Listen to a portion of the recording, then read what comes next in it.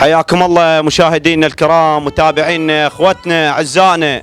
اليوم احنا من دار الاخ حسام عبيد الشبلاوي، ومثل ما تشوفون حالته اللي صورناها والحي اللي قاعد بيه وبيته ومعيشته، وهاي جهاله اللي 5 جهال برقبته، وحالته الانسانيه اللي سبق احنا نزلنا مقطع، واليوم ايضا راح نشرح لكم حالته بالتفصيل، وان شاء الله الاخ فقار الشبلاوي ايضا راح يسولفكم عن حالته وراح نستفسر ايضا من عنده.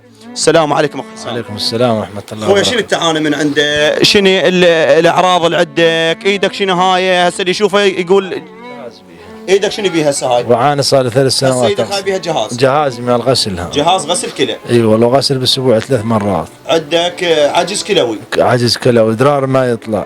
خوش. وحالتي الماديه تعبانه، والناشد الوادم الخير. جهالك؟ 5 جهال عندي. عندك 5 جهال. راجعت مؤسسات خيريه، راجعت شو اسمه، راجعت مستشفيات، شو يقولوا لك؟ يقولوا لي جيب متبرع، ومتبرع معك. المتبرع يريد فلوس مو هيجي؟ العمليه 85 مليون. العمليه ايش كثر؟ 85 مليون حتى تشوفون حالتها. الناشد الوادم الخير، الناشد الجاويد. ان شاء الله ما يقصرون عنك.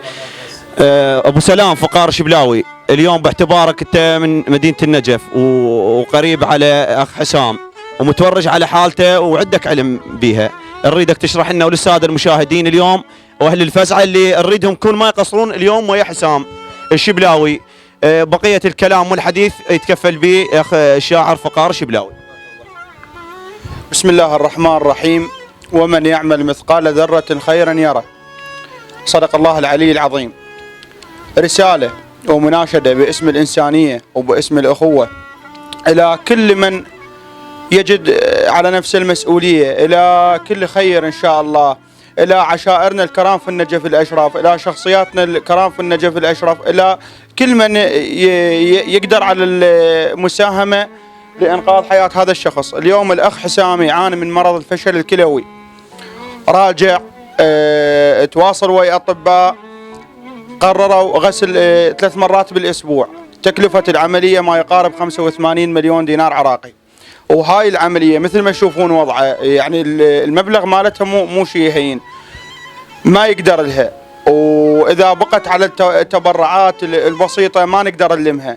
مناشدة باسم الإنسانية وباسم مدينة أمير المؤمنين، مناشدة إلى عشائرنا النجفية الأصيلة، عشائر آشبيل وعشائر الغزالات وبن حسن والفتلة وكل عشائرنا الكرام. هذا أخوكم، هذا رجال شاب عنده 5 أطفال، مثل ما تخاف على أخوك خاف عليه، مثل ما تخاف على ابنك خاف عليه. هاي أمانة بأرقابكم، أنتم جيران أمير المؤمنين، وجار أمير المؤمنين ما يمس ضيم، وبعد يم الله ويمكم، لا تقصرون. اللي يقدر يتبرع ب10,000 ما مندوم، واللي يقدر يتبرع ب50,000 ما مندوم. مرات ال10,000 تنقذ حياة شخص، وال50,000 تنقذ حياة شخص. الشخص ما يرجع إذا راح، بس الفلوس إذا راحت ترجع.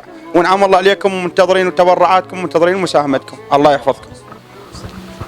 اخوتنا اعزائنا عمامنا، كل من يشوف هذا المقطع امانه برقبتك، امانه برقبتك، امانه برقبتك، اعيدها المره الثالثه. اللي يشوف المقطع هذا يشاركه. اذا انت ما عندك تتبرع وما عندك امكانيه، غيرك عنده امكانيه، والدال على الخير كفاعله. اليوم نريد مشاركه لهذا المقطع.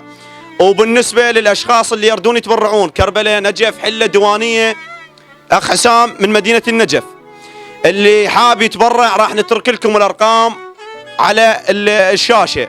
بالمقطع راح نترك لكم ارقام التبرع، وامانه برقبتك هذا المقطع يشاركه، نريده يوصل لاكبر عدد ممكن.